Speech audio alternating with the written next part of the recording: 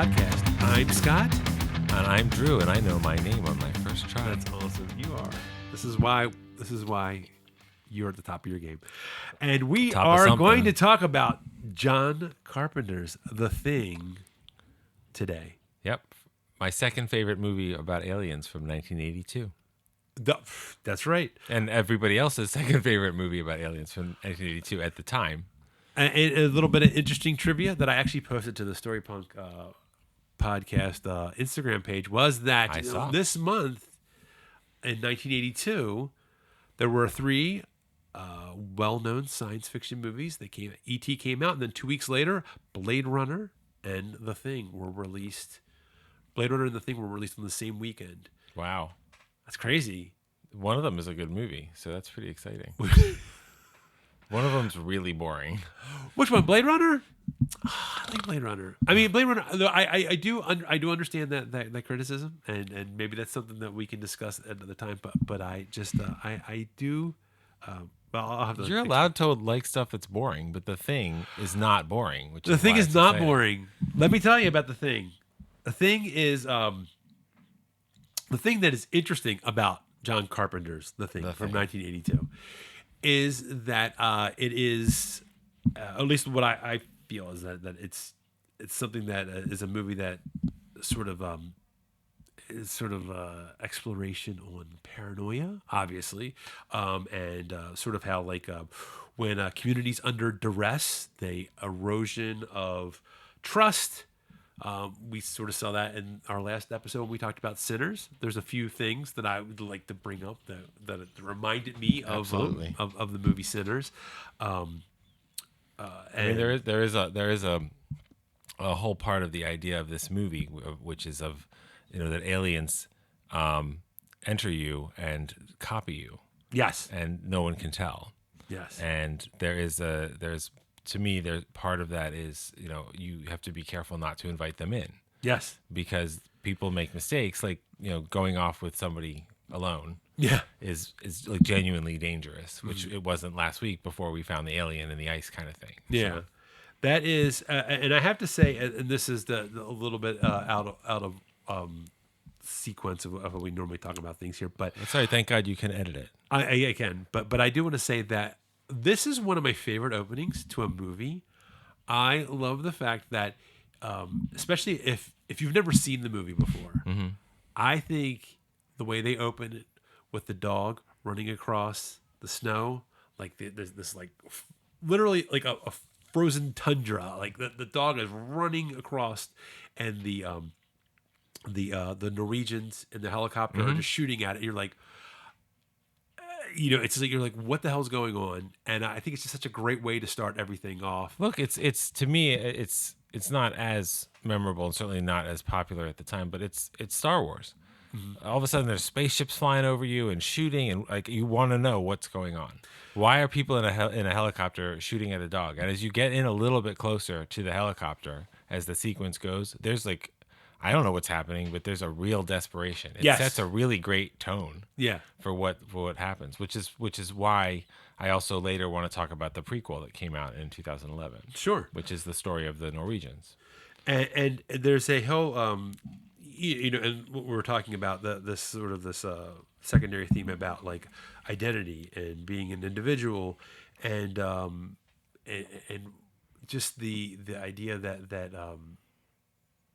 something could, I think that fear that these people that you've been with, that you think you know who they are, and that's another thing too. It's like what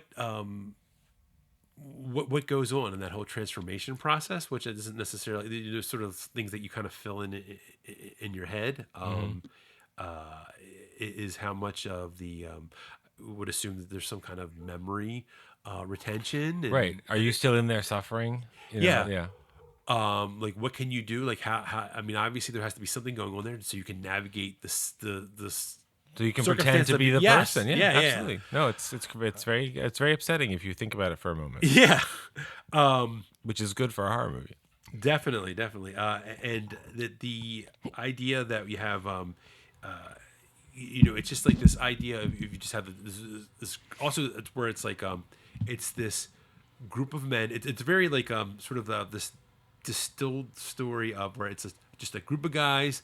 You're not distracted by. There's really no other subplots. Right. Obviously there's no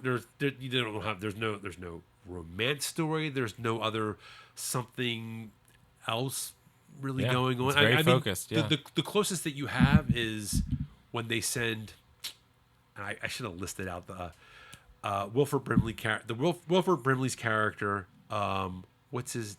Is it Blair? Blair. When they send Blair off to hit, that's as close as you get to a subplot. Mm-hmm.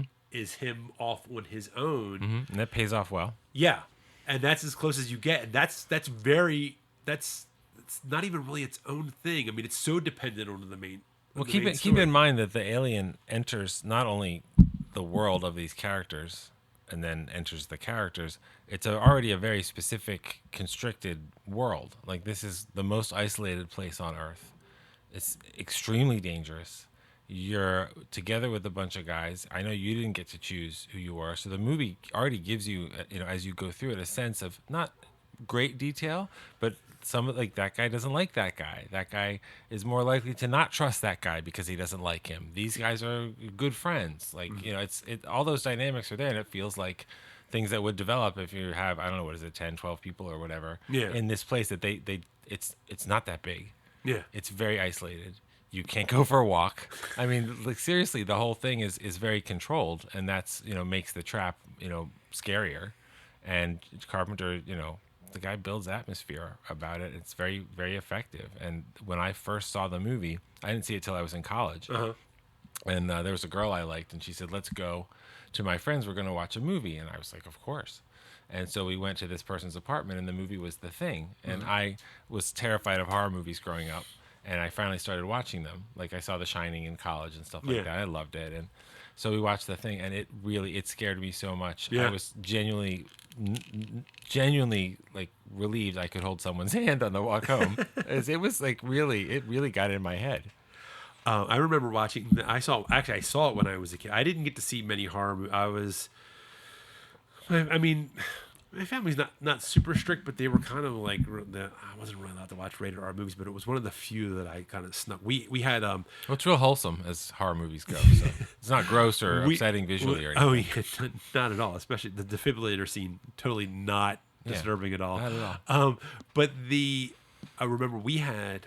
So we lived in the city, and we didn't have regular cable. We had Super TV, and Super TV, for those that aren't familiar, is we had an antenna, and you had a little extra thing you put on your antenna that gave you special reception to get this. It was this movie channel. It was one channel, and it only came on like. During the week, it came on from like 7 to 11, so you'd get maybe like 2 movies, and maybe they'd have like some shorts.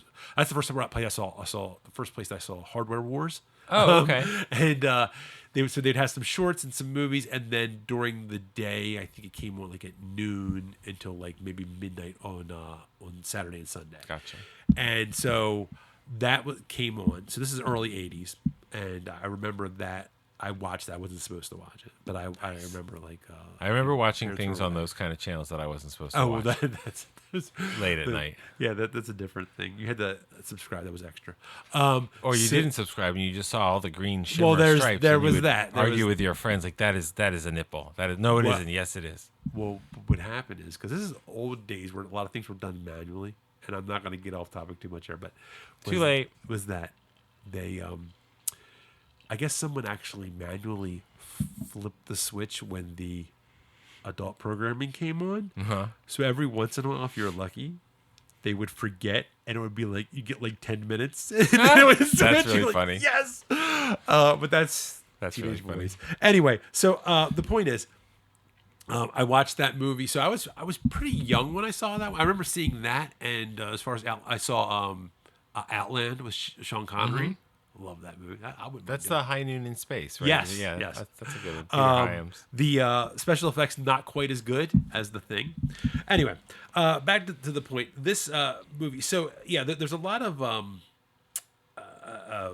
exploration of the whole idea of like paranoia, like the theme of paranoia, and sort of the idea of like I had written in my notes here like Agatha Christie's and then there were none. Where it's like, as who's the next person that's going to go, and which really sort of ramps up the drama, and it's interesting when you compare it to some of his other. I think this is why this is one of his movies that works so well, because I feel like when you look at something like Escape from New York, where literally everything is so spread out, which I love Escape from New York, but I know it's not as tight as this movie for sure. Yeah. Oh, not by any means. And it was something that you brought up. Is there's a lot of walking in Escape from New York. Yeah. Which is okay. Which you can't really do that in this movie. There are some scenes because you feel like, I remember, and this actually I felt worked very well.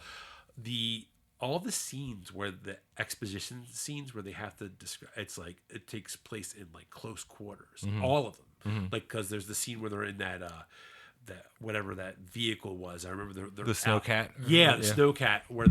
That's where they were like, oh, I found this or that. Whenever they're having any kind of discussion, it's always in close quarters, or it's in a small storage room. Like I said, that's the whole atmosphere of the station of everything. So because when you're outside, it's like it's it's not an area that's very conducive to.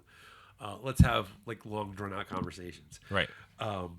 So I also think the dialogue, there was just a lot of like, I love when the first time we meet McCready, Kurt Russell's character, it's him playing chess with the computer. And he gets pissed off. It's a great introduction to that character.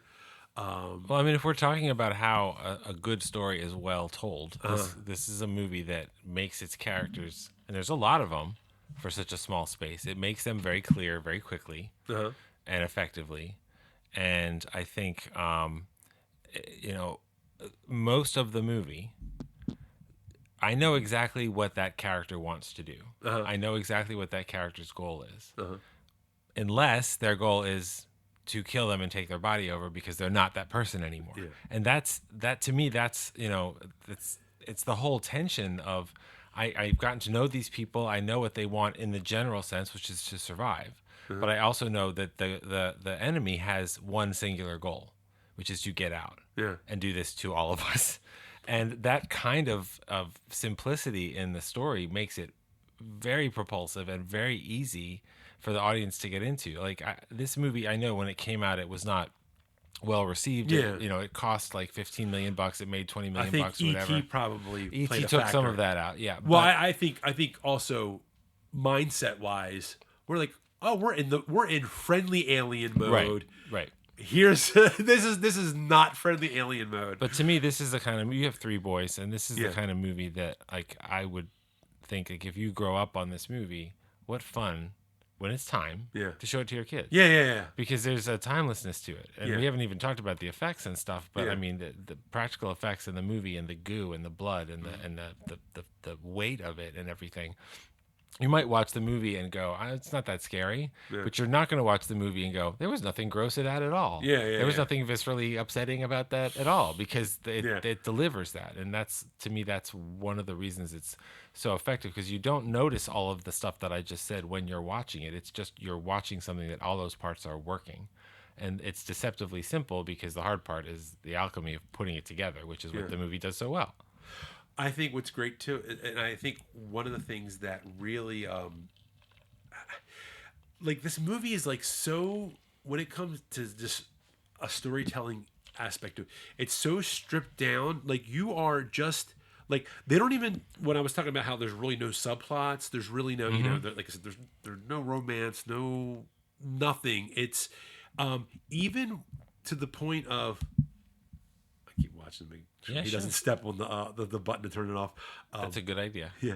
So, psst, Kitty, come here. I This is our third host. My cat host. Una. She might be an engineer too, so that's why I want to make sure she doesn't keep her out of that. She doesn't have her certification.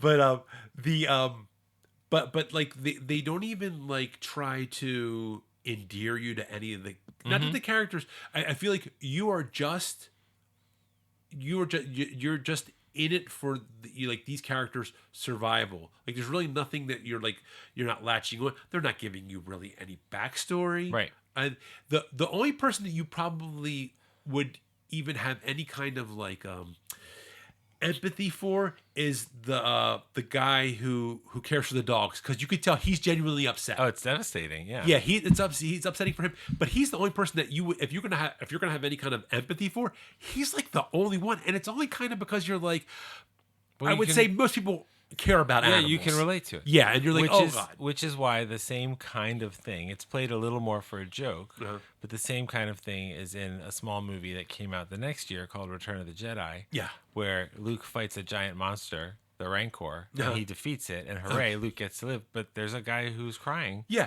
because I guess this is his keeper or whatever. Like he takes care of it, Yeah, you know. yeah. And so, like the idea that someone would be responsible for these animals and affectionate for these animals, those of course were very relatable. And then what happens to the dogs is fucking horrifying. Yeah. So it draws it not only draws an emotionally realistic depiction of this character, it also explains why some of these characters are going to really lose it before other characters. Yeah. And it like that guy is on the short list because what he witnessed, the destruction of what he loves.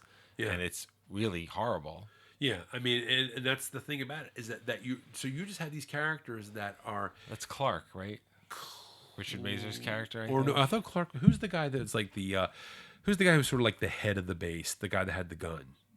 The one who said you can untie me from this fucking Yeah, couch or yeah. whatever. Yeah. I I thought he was Clark. names in these. No, hold on, I'll find him.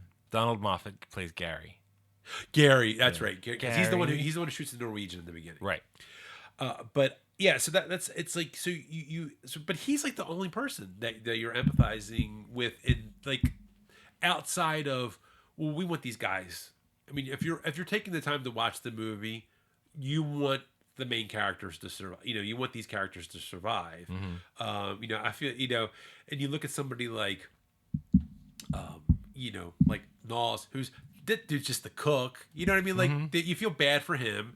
You got McCready. He's just, I mean, I guess he's like mechanic, helicopter pilot. That's cool. Yeah. I mean, he's definitely the coolest. He's one. definitely, but so you're like, these other guys, it's sort of like, well, they're scientists, so they're there. It's sort of like, if they get into something weird, that's sort of on them. You know what I mean? It's sort of like they kind of had. I mean, maybe they weren't expecting quite this, but they were expecting to find.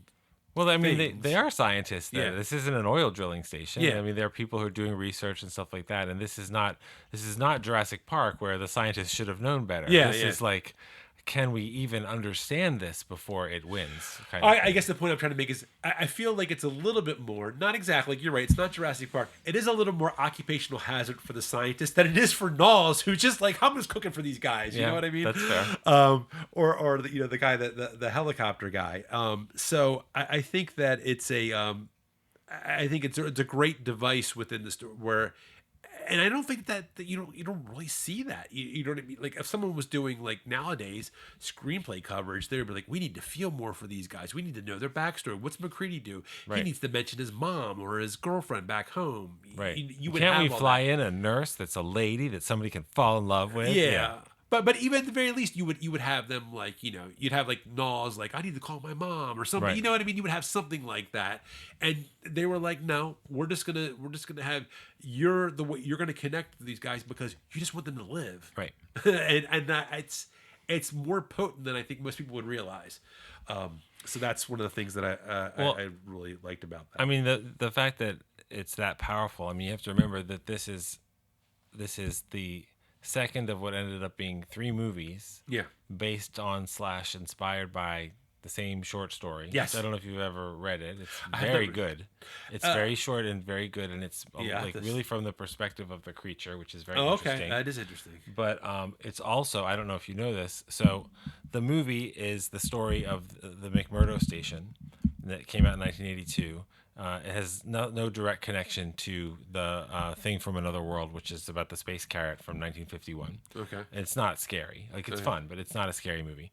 And then, of course, in 2011, they made a prequel, which I mentioned before, which is The Thing, same title, which is, I think, unnecessarily confusing. It's not a remake. It's not a reboot. It's a prequel. And if you watch the end of the Thing prequel is the Norwegians in the helicopter shooting at the dog. Like it literally goes right into it. So you could I need to see that. and on YouTube you could find like somebody cut them together, and and the people who made the Thing prequel, they did a like kind of incredibly detailed amount of research because remember, they go to the Norwegian station and they find destruction and they find bodies, and it's all the same. Yeah, like the body in the chair with its throat slit and all that kind of stuff. I remember and that. so it's not quite Superman Returns worship level, but they really care about the detail of it and that kind of stuff. So you've got 3 movies. Also there was a sequel. There was a video game. Yeah, I remember. Which is also called The Thing. Yeah, which is a really good game. It had a trust mechanic. So people had to trust you, and if they stopped, like literally, you had bars that would go down. If they didn't trust you, they're more likely to shoot you. Oh, sort of like Fallout a little bit. Have you ever played the Fallout games? It's that kind of like that. Gotcha. But it was like you can build up the trust. You could say, "Oh, here's some ammunition. Here's a health pack," and then the trust bar would go up. Now, I would say that gets harder to manage in like a realistic way about how dangerous it is as you get further and further into the game. I could not play much of the game because it was too scary. It terrified me. It was really, really well done, and the premise of the video game is you're leading a rescue mission to McMurdo. Okay. So it's right after it's happened. So you've literally got, here's the station and it's all burned out and I don't know what happened and what's going on, and there's bodies and blood and monster chunks and all this kind of stuff. And of course there are still things there. Okay. But it's really, it's kind of interesting that all of the media of it, this movie has a prequel and a sequel, and they are like literally connected. The first one to the second one in the moments are connected. It's not like if they made a sequel now where we went back to McMurdo and we found something frozen and it's 2025. I mean, okay, whatever. But this was we're going to go right back to it, and it never loses that kind of urgency. I wish I was brave enough to take that girl's hand and walk home from watching the movie. I was not brave enough to play that game. Yeah, that's a I mean, that's. I mean, now you've got me really interested in seeing the prequel. So I think interesting is the right word. It's not a great movie. Yeah, and I think it gets a bad rap. I think it's a good movie. Well, I don't think it was marketed well. It wasn't marketed well, and it has. Because I had no idea it was a prequel. You thought it was a remake. It almost made it seem like it was a remake. Right, that's what they made it seem like, and it is essentially the same type of story. Yeah, but the thing that The Thing from 1982 is so incredibly famous for so many reasons, but it's Rob Bottin. Is that how you pronounce it? I think it's Bottin's practical special effects are astonishing. Yeah. The guys who made the Thing prequel made all of these monsters and effects practically, and they look pretty amazing. Yeah. And at a certain point, the studio chickened out and said, it doesn't look good. We have to make it CGI. Yeah. So you can go on YouTube again. You can find clips of there's a scene where a character turns into the Thing in a helicopter, and this is how they shot it, and then this is the CGI version. And there's no question the original version is better. Yeah. But it also would have been better out of respect for part of what made the first movie so powerful. Sure. Is that in 2011, where we're 20 years into computer effects and all this kind of stuff. That they went back and did it old school, because it's very fashionable to do all that stuff again now as well. But it's really, it's really just, it's well done and lovingly done, and it just kind of works. And I'm glad that I've seen it. I actually rewatched it when I rewatched The Thing now this time. I definitely want to watch that. I feel like the whole thing about CGI, like the practical effects, the only time. And some people can do it. Some effects teams can do it really well. Sometimes when you're dealing with actual faces, can get a little dicey. There is a particular scene in this movie. I think it's when you're talking about like making a prosthetic or a puppet of a face. Oh yeah, no, it's very hard. The faces are hard. Sometimes it's hard to sell that. And sure. I think if you can do it and shoot it in a certain way, you can make it work. There is the one scene. It's right after the defibrillator scene. That character, as his head's coming off, which is maybe the funniest scene in the whole movie too. Which is what's crazy. Yeah, it's pretty good. Except there's a few things you're kind of like. I mean, the level of the effects are so good that I'm kind of willing to forgive that. That's like Well, the only part. You're in it, and Yeah. so does that look more like a rubber face than a human face? Yeah. Sure. Who But cares? everything else, I mean, the defibrillators, that is so like that's so great. If somebody hasn't seen that, and that scene is so shocking because you're just not expecting it, Nuh-uh. and he puts that defibrillator, goes to put that on him, and the thing opens up and chomps off his arms. You're like, holy It's not even that. He pushes into the cavity, Yeah, and then yeah. the teeth appear and Yes. cut off his arms. Like Yeah. it's completely That insane. is that's amazing. And the Oh, spoilers, by the way. oh yes. Yeah. Oops. What was I about that? That is so. I mean, yeah, it's just a lot of those effects are so amazing. And also the scene where is it Palmer, the one who turns when he's on the sofa when they're doing the blood test? I think that's Palmer. Yeah. The one where his blood jumps screaming Yes. out of the petri Yeah. dish. Yeah. Yeah, That's a cool that effect, is too. a like that is that's such a great scene, and I feel like I was thinking also that scene in Sinners with the garlic was just that's just absolutely. like that. That's And totally very consciously. Absolutely. yes. Absolutely. I kind of I love that. And There's a version of that scene in the prequel. It's not about blood testing, Yeah. but it's they found a way that when you see it, you're like, that's a good choice. That makes sense. Yeah. And it feels, it's not as original, of course, but it Yeah. feels the same. Like, because not only does McCready discover that the blood is from the thing, it literally like comes at him from his own Yeah, hand. yeah, It's yeah. right It's there. trying The to defend danger is itself. right there. Yeah, yeah. And in the prequel, what they need to do, you need to get very close to someone, very close to someone, and examine a part of them. That makes it sound dirtier than it is. It's not. But just like the idea, the suspense of inching closer to someone who might be a homicidal monster. Yeah. There's a tension to that has Yeah. nothing to do with special effects and stuff. And so watching the blood smoke when they pass, it's like you feel a relief. Yeah. Which is really, it's really cool. Because I like that the movie can give you that real satisfying tension from watching the smoke of like a heated up piece of metal from a flamethrower. Also can give you the tension of literally a giant beast stomping through the mine below the base type of thing. And it doesn't matter. It delivers that all really well. I like the my favorite kind of jump scare is when there's already noise going on. Like, so he's talking, and that's when you get the jump scare with the thing. There's a scene. Oh God, it's a Mike Flanagan Netflix series. I think it's House on Haunted Hill. Two sisters in a car. I don't know if you've seen it. I have. I like this They're stuff a lot. they're yelling at each other, and a ghost pops out of the back and screams at them while they're yelling at it. Yeah. Scared the shit out of I'll me. bet, I was yeah. like, that's I love because I hate the quiet jump scare where it's like, what's that?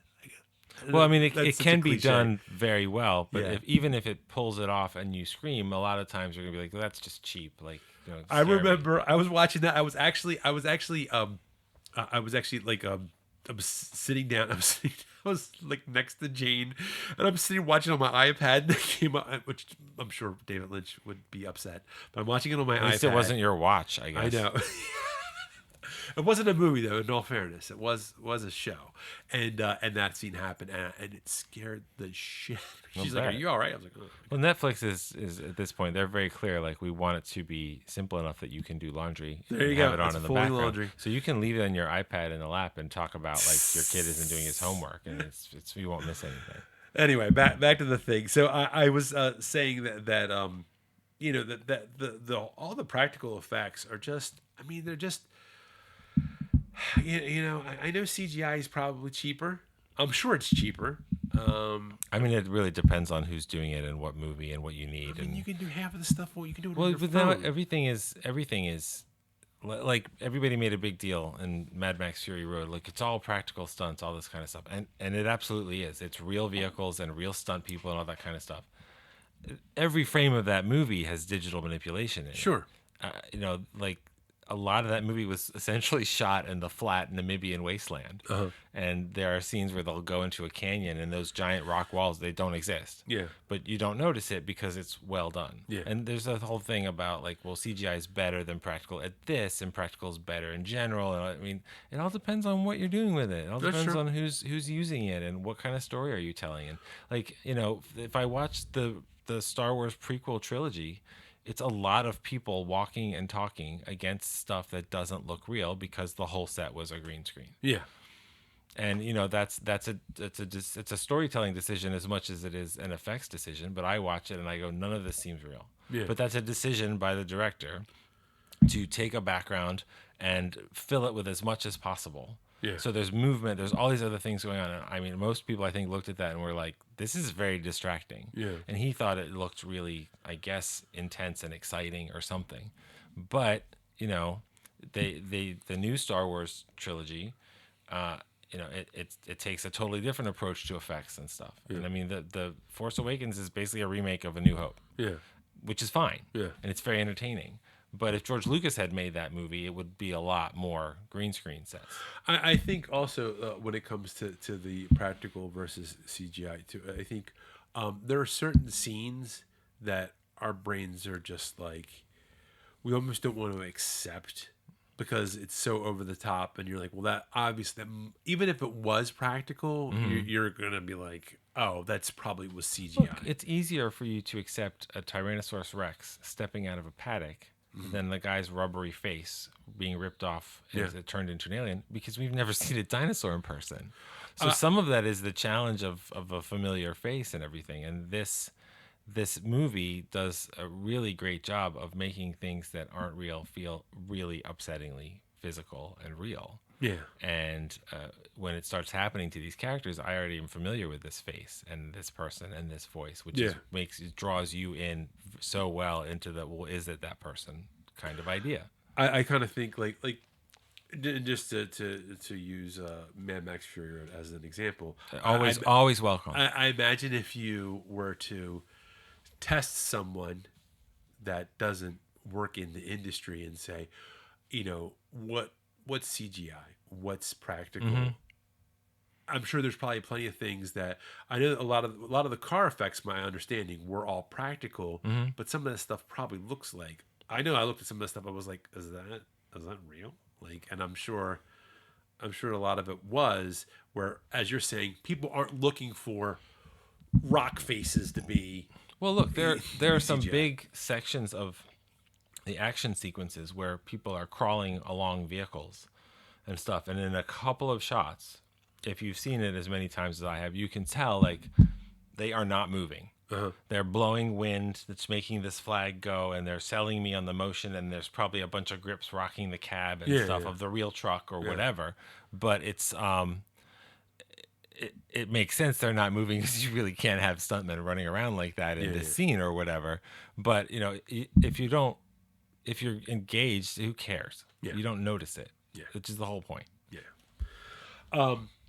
Anyway, I don't want to get. I'm like, I could talk about the practical effects part of it because it's just so fascinating to me. Like that, you know. I hope we never get to a point where that's like. I don't even know what the state of practical effects are in Hollywood now. If that's. I presume there won't be any because AI will be writing and directing all the movies. So. Well, yeah. And it'll be stuff like, you know, The Thing that had 4 fingers on each hand and stuff like that.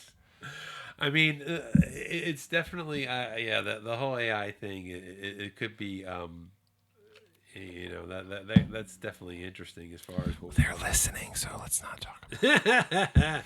Yeah. So, you know, as far as you know, I thought everybody's acting and it was really well done. I feel like Kurt Russell, because at that point in time, you know, he was pretty famous, and It's so up and coming. Sure. yeah, I think he did a pretty good job. I don't think he ever was really like, I don't think he was ever over the top.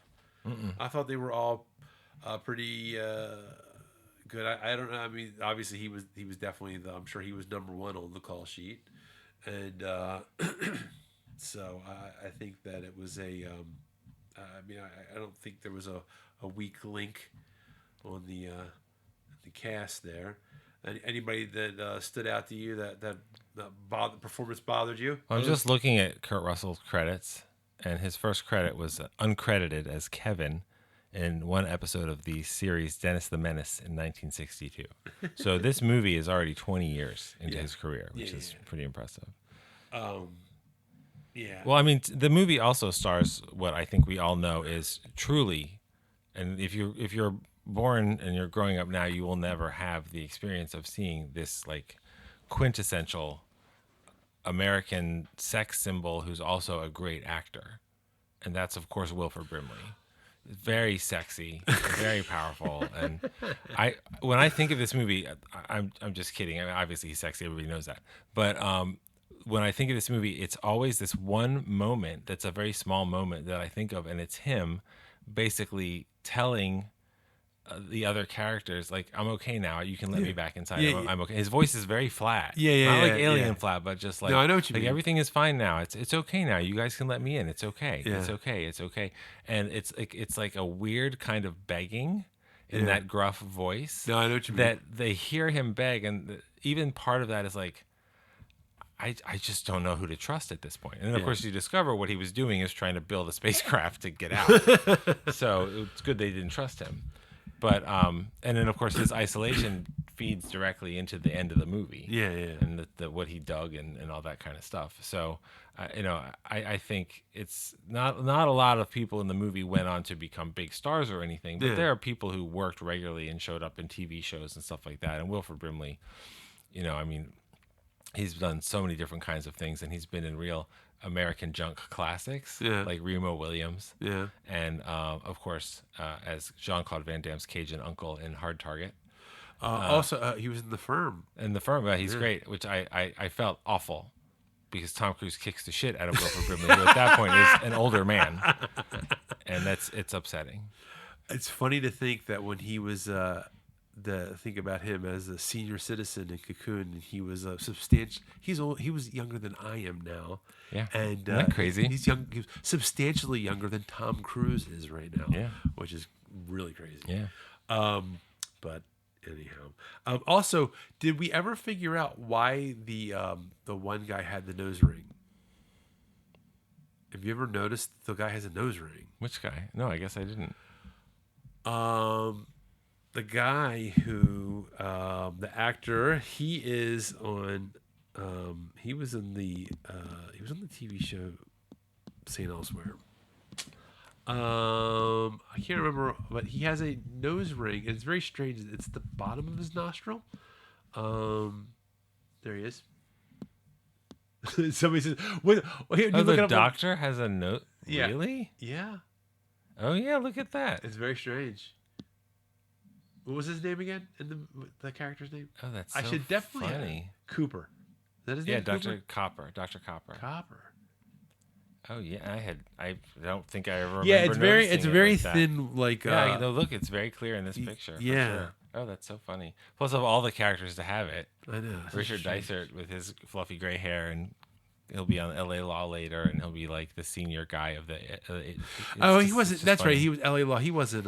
St. Elsewhere. He might have been in St. Elsewhere too. I don't know his other credits. But. No, I'm thinking of there's a different actor. But yeah, so that's weird. So when you watch that, you'll be totally distracted now by his nose ring. I will, but I won't mind. That's okay. So I think the cinematography when I watched this in 4K. So good. Like I'm just like the thing is not that movie that you think of. I mean, everybody thinks of. We had discussed this before about like Lawrence of Arabia. Like those are the movies when you think of 4K, you're like, oh, that's a movie. Well, again, we've talked about this, offline. Yeah. Film. Depending on how you do it, can almost give you limitless resolution. Sure. So you can upgrade something that was shot on a 2K camera to 4K, and that has its own challenges. Or you can take something that was shot on film and up-res it. And again, if you do it right, it's like this movie never looked... It's not even this movie's never looked this good. This movie has never looked like this in a good way. But it's also one of those movies that it's not like necessarily a movie that I would think of, right? Like visually. But there's not a whole lot of exterior shots, but the ones that are really good. Yeah. Um, Well, it's and- also I mean, like I saw The Hateful Eight in the theater, Uh-huh. the 70 millimeter yeah, roadshow, yeah, and most of that movie is in a cabin, yeah. but it's still something It's very special. it is similar to that approach in that sense, yeah. Or especially like the scenes with the in that movie with the stagecoach approaching the haberdashery, right. and the and that reminded me of that as the helicopter's approaching. There's a couple just establishing. Or I guess in this case, more of resetting, wide, extreme, wide shots of the base. Well, it doesn't hurt that it's set in such a unique, gorgeous, bleak Yeah. landscape. It's just beautiful. Where did they shoot that? Probably Norway, but let me take a look. I was just curious. You can play some elevator. You sing something while we're. I'll insert a clip of from the movie. I'll insert the Wilford Brimley clip. British Columbia. Just let me out, guys. British Columbia. I think they shot the. I'm all about I think they shot the prequel in Norway, Okay. maybe like Svalbard or something. Filming locations are British Columbia and Juneau, Alaska. Oh, so And maybe let's see anywhere else. you And think of course, stage stuff. you think they did the exteriors in Juneau? I don't know. Could be Juneau or could be British Columbia. But I thought Juneau is And Ohio for some reason. Okay. Maybe they just had a stage there. What about Juneau? I'll be But there. isn't I'll be there in a few weeks. But isn't Juneau like a city though? Juneau's the capital of Alaska. Yeah. Yeah. So I was gonna say that. So what would they have shot there? You can Maybe it's shoot. a You can studio. shoot stuff in cities if you want to. No, But I you meant, can pretend. I meant like You can I pretend. meant like because of. I know. I guess when I was thinking of Alaska, Juneau, Alaska, and I was hearing Alaska, thinking, oh, they probably shot like those exterior scenes, and I'm like, well, wait a minute, they wouldn't have shot like in a city. I'm sure they shot a lot of that in British Columbia, Probably. glacial landscapes. Yeah, which yeah, none of yeah. it is going to look like that now because so much melting and everything. But that's the other challenge is they were shooting this story set in this remote place in a remote place. Yeah. And shooting a movie is not, a small endeavor. So Sure. thinking about, getting there, setting it up, supplying it, keeping it safe, the logistics of all But it's of that also stuff 1982, right, so is a lot. It's a I mean, lot. nowadays you can bring like solar powered generators. You can shoot the I whole can movie buy on an solar iPhone. powered. Yeah, yeah. You can do an iPhone and you can get solar. I can buy a solar powered generator, like a decent one, for like $1,000 if I wanted to, like commercially. So. So I'm sure it's probably not that hard to power a whole. I mean, especially if you do it, you can, whatever. I guess we're not here to talk about solar power generators. We can talk about the production of the movie, but it's clear neither of us did a lot of research on that angle. So. Yeah, well, not too much, but so I think that kind of keeping on the technical aspect as far as how they edited the movie. I mean, I feel like it was tight. Like I feel like so many movies now are so long, and sometimes it's warranted, but sometimes it's like you just need to tell your story, get in, get out. It's the same reason that Netflix keeps making all of these streamers. They keep making documentaries that are 6 parts, and I'm like, there's a really tight 2-hour movie in this. Yeah. Why are we doing this? I know they want viewers longer, but there's an economy of storytelling that serves a movie like this that he pulls off. Yeah, I mean, so many things. Like, there's so many like series. Like, and this is my favorite John Carpenter. I like a number of his movies, but this is by far my favorite of his. oh yeah, movies. oh no, this is definitely I like this. This might be. I mean, I like. I don't know what it is about Escape from New York, but It's think, fun. I think it's definitely. It doesn't have the cool surfing of Escape from LA, but it's still fun. Please don't remind me of that one. But And it doesn't have Rowdy Piper, and it's still a good movie. I do like that one too. Yeah, They Live's a party. But there is something about just having just telling the story and just being it was sort of like we were talking about Sinners. Like it's I don't feel like there was a lot of fat on that movie. Right. Now that's substantially longer than this, but It's just like, But it doesn't feel like it. yeah, and that's why I see all these things that are like series now, and I'm like, why is this a series? Because so many times people like, I feel like back in the day it used to be, oh my God, they're making that book into a 2-hour movie. Right. How are they going to do that?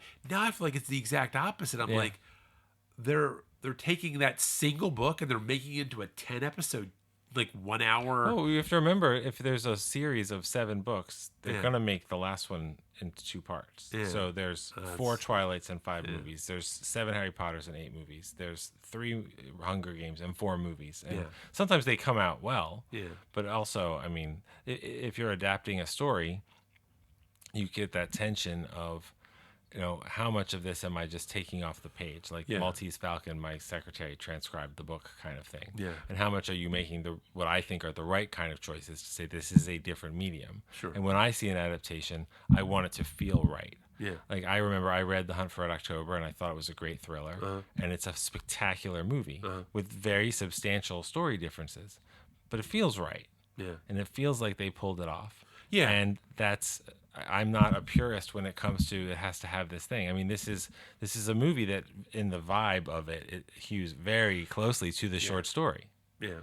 But it's not an adaptation of the short story. I need to read this. So yeah, I gotta get a hold of the short story now. That doesn't necessarily make it good because it's different. No. It's good and it happens to be different. Like they've made 3 movies based on Richard Matheson's I Am Legend, which is a spectacular novella, and they all work partly in certain ways. Yeah. But you know, none of them. The goal of none of them was to transcribe it, which I think is smart. I know that Mike Flanagan's doing Stephen King's Dark Tower series. I've read those. You didn't think a 2-hour Idris Elba Matthew McConaughey movie was sufficient? Man, I didn't see it. So. You can't take 7 books. They literally tried to make 7 books into 2 hours. This is like, that doesn't work. They should have just made a prequel like everything else. No, I'll be interested. I'm very interested to see that. I have in my head. I know how they should structure it. We'll see. You know, hey, Mike Flanagan, you want to call me? I'll give you my. We're all Maryland boys. I know, that's right. Well, he went through the same program I did. Oh, at Towson? Oh, he I went didn't know that. to the I know he went to Towson. electronic media and film program that I went through. He because the 4th book in the series is the origin story of the hero, and I think they should do that like almost like Lost, where it's like they just do flashbacks, but they tell the story. That's interesting. It'd be actually such a cool way to do it because otherwise I don't know how you're gonna. I don't know. Whatever. Well, just anyway. Hey, Mike, if you wanna chat, let us know. Hey, Not even about coming on the show. If you don't have to do that if you don't want to, but I mean you're welcome. But Scott has some ideas. For alumni brothers, right? Go Towson Tigers. I mean, there's people out there in the world, like I can connect with people that are in the news that were students at the university when I was at the university. Like Donald Trump Jr. was a freshman when I was a senior. So it's really wonderful. You can connect with great people. Well, no, you said great people. Yeah, great people. Oh, but so not him. What? That's crazy. What are you talking about? Crazy dog. Anyway, so I don't want to forget to talk about the score. Oh, sure. And the thing about it is, it's very minimalistic. I love that bass line. It's eerie. Oh my God. Yeah. I love it. It's just like, and it's I was perfect. hearing that as I was walking home from this first time I saw it. It's very unsettling. It's so perfect. It's like, well, I mean, it's just I don't know. There's certain horror movies that the sort of like the themes just stick with you. Mm-hmm. That one sticks with me. It's like that Friday the 13th. Halloween. I was gonna say Halloween, another John Carpenter. Oh yeah, which John Carpenter didn't write the score for The Thing. He writes his music for a lot of his movies. And Halloween to me is as memorable as The Thing, almost as simple, because you find the right thing, just like you find the right scene in a movie. You make it get from A to B as quickly and wisely and smoothly as possible. And the theme to Halloween doesn't need to be more than that piano. It's terribly creepy. The director of Parasite was Bong Joon-ho. Yes, in doing some kind of Q&A with John Carpenter. In the Q&A, I don't know if you've seen this. This is recent. Asked him if John Carpenter would score his next movie. Oh, cool. And John Carpenter said, "Sure." Well, why not? Yeah. Yeah, he's like, no. Is he going to make The Ward too? Yeah. So, but that, so that should be, that should be interesting. So hopefully that, I actually hope that actually comes to fruition. But yeah, I mean, I thought, I thought that was just that sticks with me. It's like every once in a while I'll just hear that. I don't know. It just pops in my head. I listen to a ton of film scores, so I definitely get that. I know. Well, I just saw F1 listening to Hans Zimmer. There you go. The main theme to that song. It's pretty catchy. Yeah. But he's pretty catchy with his stuff. He's a whole team of people writing his music. So I mean, it's not like that piece from Interstellar isn't like everywhere, you know. Yeah. Interstellar, and there's the clip from Inception that you hear a lot too. No, I've been listening to the score from Sinners for months now. Yeah, it's great stuff. Well, he's that guy. Ludwig Göransson, yeah. And do you think here's a kind of a question for you? Do you think that because I saw some stuff people talked about online as far as like era specific context about sort of what was going on, like how it's the 80s and that's why the computer sounds like Adrienne Barbeau, that sort of thing. That's a great cameo. Not exactly. I actually did not know that was her. Yeah, that's her voice. Yeah. Oh, that's perfect. Isn't that funny? Yeah, that's great. Just some people talking about like the Cold War, and I'm like, I guess I don't really feel like, I feel like that's sort of like people looking back. Like, I don't know. It's hard for me to say because I was a kid at the time. I mean, I know like right now, especially in the political climate that we find ourselves in, just the world in general, especially here in America, the talk about like, socialism, boogeyman, whatever. But like with the Cold War in the 80s, I don't remember it being like communism and socialism. I don't remember it being talked quite the same it's really way. Earlier. It's really like, the Red Scare and communists are hiding everywhere and all that kind of stuff. Maybe like the whole like idea of assimilation, like, which is clearly there's a metaphor going on here. And I think that's not new. I mean, Body Snatchers and all that kind of stuff. It's all George built, Romero. It's all all the zombie It's stuff. all built from that same font and that same experience of that generation of directors. And so, you talk about growing up. Yeah. Well, also, it's a very specific, very rare, but very specific psychiatric condition. There's imposter syndrome, which is not uncommon, where you think like, I'm successful at something. I'm not really. I'm like pretending I'm not really successful at it, and I'm fooling people. Yeah. It's a whole self-esteem Trust thing, me. whatever. I'm very familiar with imposter syndrome. I mean, a lot of people experience that, and it sucks. Yeah. But the Capgras delusion is where you become quite convinced that like your family member or your friend has been replaced by something that is not them, that is identical, which sounds terrifying. That actually that's creeping me out like right now. I mean, it's very real and it's very rare. Yeah. And that when you just hear that, it gives you the chill of like how horrifying must that be? Well, that's this movie. Yeah. Which is actually also chill with the cold. I mean, it's very bleak.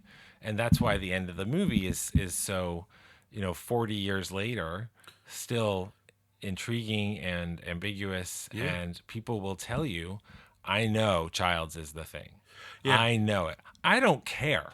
Yeah, no, that's not the point. That's so funny. I am right there with you. So many people want to debate that. Yeah. And that's sort of like that's one of those things where I don't really care. It's sort of like I got pissed off when Ridley Scott talked about when there's always the whole debate at the end of Blade Runner. Yeah, if he's a replicant or not. Yeah. And then Ridley Scott does an interview and says, well, of course he is. And I'm like, fuck you, dude. I didn't want you to tell me that. Right. I kind of like not knowing. He also might not have known that when he made the movie. Yeah, that's the only thing about The Thing that would be really, really funny is if they're both the thing and they didn't know. Yeah. It's like that thing, I think it was a Reno 911 where two of the characters like are trying to do a drug buy and they don't realize that they're both undercover cops, like waiting for the other one to cross the line, kind of thing. But the thing isn't that kind of funny. So I think it's pretty clear that John that one of them says he knows. Well, and then he shouldn't. And tell I'm us. glad he didn't say anything. That's fine. See, but like it's Ridley very Scott, clear. Take a note because there's only two possibilities, which is that one of them is the thing. Yeah. Or that neither of them are the thing, but this paranoia over something which is no longer real because Yeah. they've won. They have defeated this alien. Yeah. They're still going to freeze to death. Yeah. Like, it's really quite sad after all of that they hysterical. could both be okay. No, yeah, I know. And they're it not. didn't matter. There's way more ways that, Yeah. that they're not okay. Like, I don't know how you would survive that. And I honestly, I hope that is dealt with very directly in the Thing video game, but I will never find out because I'm not brave enough. I have to ask you though, did you do this when they told I think it's when Blair is on his computer and they say what happens if the whatever the parasite or whatever I forget what they're actually titling it in this computer screen. It says if it hits, if it gets the actual population society. Oh, whatever. like how long will it and take? how long? It says seconds. And the first thing I did is I pulled out my phone, put it in the calculator. I was like, how long is that? Yeah. I think it comes out to be like 8 years or something like that. That's the real danger of the movie. Yeah. That's why it feels so scary. Yeah, you're like, what? And that's the same thing. Like, communism is everywhere. Yeah. And lots of conspiracies are based on that. Those people are everywhere. They control everything. It's secret. That's why They Live is the same thing. Yeah. Except that They Live is real. Except you don't need aliens to do it. You just need cable news networks to tell you what to think for 40 or 50 years. Yeah, and you have the that's all. same kind of effect. And, the idea that people can be so easily manipulated by fear. I mean, that's more than anything. What was the tagline of this movie? The warmest place to hide is inside, or Yeah, hides in something the like warmest place, Yeah. a man, something like that. Yeah, yeah. Like, that's creepy. Yeah. But, couple that with what we mentioned earlier, like is there anything of the person left in there? Are they suffering? Which that is The Quiet Place from Get Out. Yeah. Which is, you are still in there, and your life, you are floating in darkness, and your life is not yours, and your body is being controlled, and you can see it up there. Yeah. Like that is terrifying, and handled very well in that movie. that And so is- I don't know if you're really in there or not when you've been taken over by the Thing. I don't know how much of you is in there when you've been replaced by a pod in Invasions of the Body Snatchers, because they, on some level or another, consume you. So Like being like trapped and having no control over being trapped somewhere, but like inside your body, or like you said, like get out the sunken place. yeah, is that what it is? The I think it's sunken the place. sunken Sunken place. place. Whatever. Because that kind of is in line with my one of my biggest phobias, being locked in an insane asylum and no one knowing I'm there. Yeah, that's terrifying. That's such a weird, oddly specific phobia, but it's like Well, then 12 Monkeys must have scared the shit out of you. well, Because Bruce Willis is drugged, I know, but he's not crazy. That did unless he is crazy. that is that. I think there was so much stuff going on. There was a little. That is one of those things where it was like there was a little tickle. Like I felt a little something, but I think it was so crazy it didn't really. But like there are a couple movies that are out there that are like that, and I'm like, I can't watch those. I get it. Freaks me out. But just like to have like no control, and that's the thing about. So that is one of those things what I like. Like people call like your head canon. Like you're watching this movie, and I did think about that. Like I was like the scene right before they not blowtorch, flamethrow the guy. Remember the you one could guy say that burn him. I would know what you meant. yeah, you know what I'm talking about. Yeah, when the one guy that he goes out into the snow, the bald guy with the beard and mustache. But I was like, you sit there and you think about like when he looks at them, and he kind of has a terrified look on his face. Is it just the alien that knows he's caught, or is it the guy that's in there that's like knows I'm gonna die too? Right. Or is it the alien and he's hoping that you will think he's still in there, and I can't hurt it. Like that's the whole danger. But I think the most terrifying thing to me is to think that it's the guy in there and it's like I'm fucked and there's nothing I can do. Right. I'm just gonna die. I'm gonna get burned alive because this thing took over my body. Right. So, that's the other thing about the Thing. Yeah. The sound. The screaming of those creatures remains unsettling many decades later, and they're used to very, I think, good effect in the prequel as well. Because that's one of the things in the movies where like you burn somebody and they start screaming because you're burning them alive, but the scream turns into that horrible moan, and then you're like relieved. Yeah. Oh, okay, we burned an alien. Yeah. Because in both of those movies, humans get killed because they are thought to be aliens. Yeah. And that is about like that's the cost of paranoia. That's a murder. Yeah. That you didn't mean to do, but you murdered someone. Does that- Also, it would help if you didn't murder the people that are still human. Didn't It's not. Didn't they kill? Didn't Windows get killed? And he wasn't an alien. But Didn't they shoot him in the head? Didn't somebody get shot in the head? I'm trying to remember. I now. think so. I literally just watched this like 2 weeks ago. Well, we're old. Rewatched it. I know.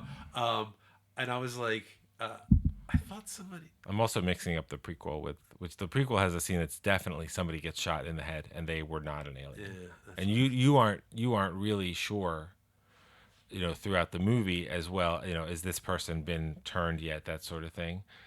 This character, he's a person. Yeah.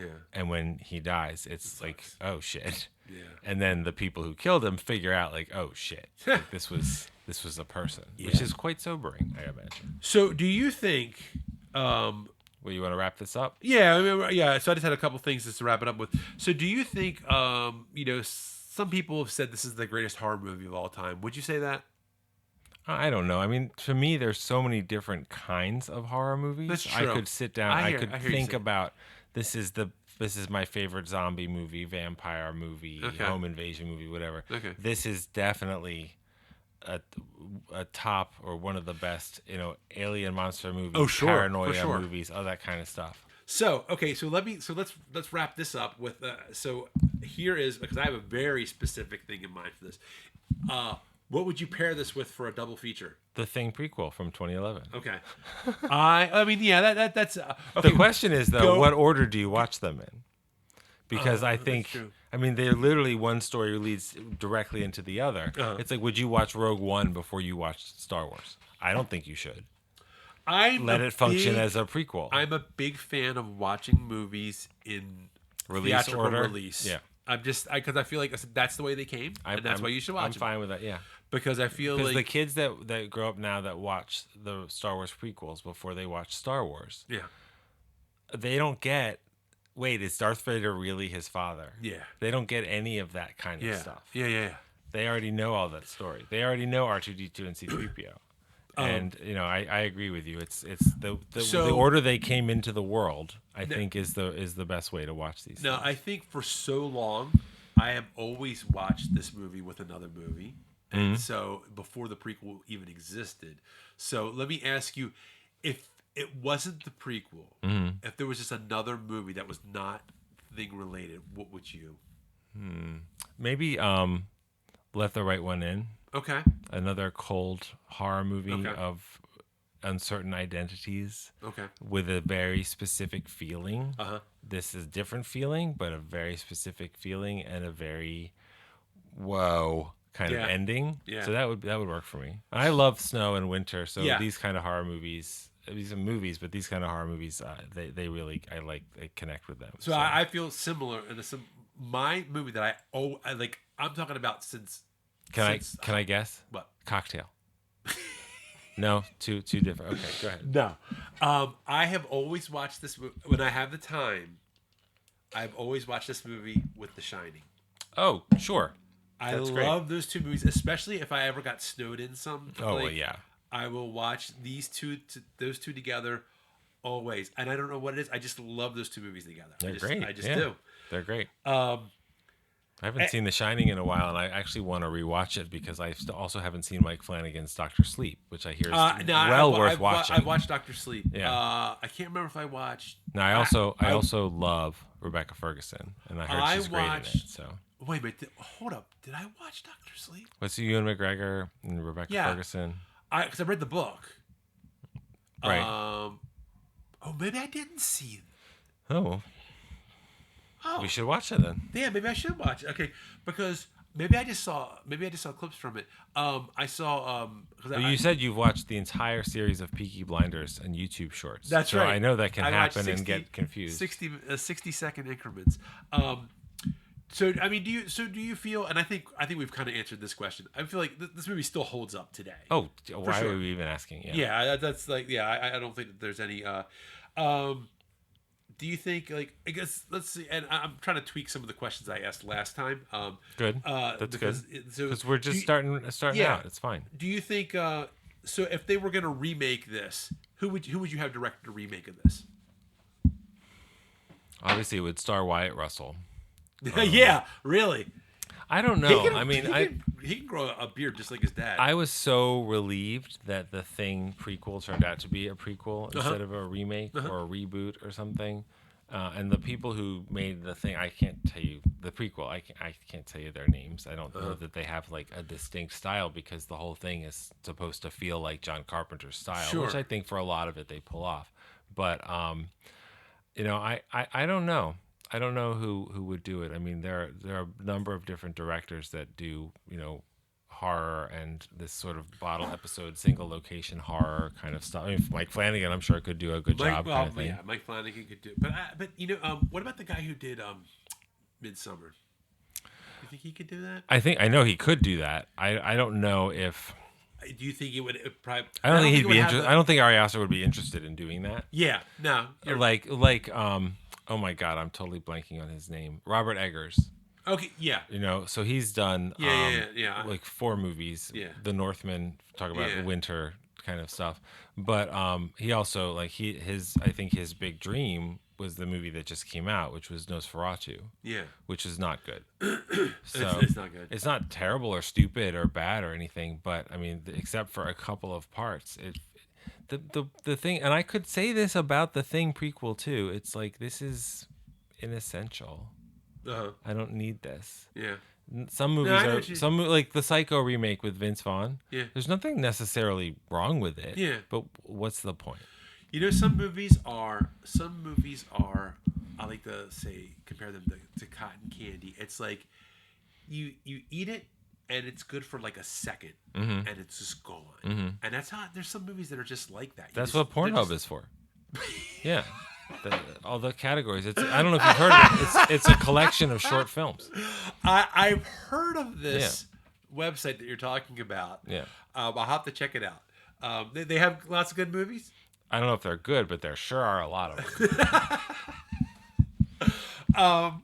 So, well, I will have to check. Well, yeah, no, I mean, Nosferatu is kind of one of the more frustrating kinds of those movies. I mean, I love The Witch. I think the guy definitely knows how to make a movie. Yeah. And I think, you know, I think the original Nosferatu is an incredible movie. I think talk about a double feature with that. I don't think the Stoker family would agree with you. Well, but that's a different story. But like, talk about a double feature. You watch that, and you watch Shadow of the Vampire about the making of the movie, which is just glorious silliness. Willem Dafoe. Oh yeah. Well, he's in Nosferatu as well. Yes, yes, he is. But you know, Werner Herzog did Nosferatu. Robert Eggers has done Nosferatu, and of course, it's all just Dracula. Werner Herzog is just somebody. There's a thing out there of somebody doing an impression of him doing hotel reviews. It must be Paul. I'm totally blanking on the comics name. He's got a genius. But he does. Werner Herzog. It's him doing reviews of hotels.